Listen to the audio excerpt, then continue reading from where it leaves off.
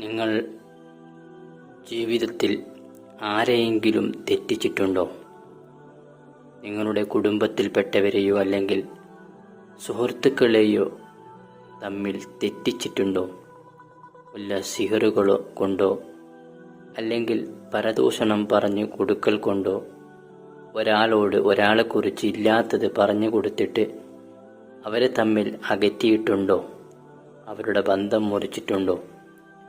അങ്ങനെയൊക്കെ ചെയ്താൽ നിങ്ങൾ മരിക്കുന്നതിന് മുമ്പായി അതിനുള്ള ശിക്ഷ നിങ്ങൾ അനുഭവിച്ചിരിക്കും എന്ന് ഹബീബായ റസൂൽ സല്ലല്ലാഹു അലൈഹി വസല്ലമ തങ്ങൾ നമ്മെ പഠിപ്പിക്കുന്നുണ്ട്. അപ്പോൾ നിങ്ങൾ ആരെയെങ്കിലും ബുദ്ധിമുട്ട് ചെയ്തിട്ടുണ്ടെങ്കിൽ,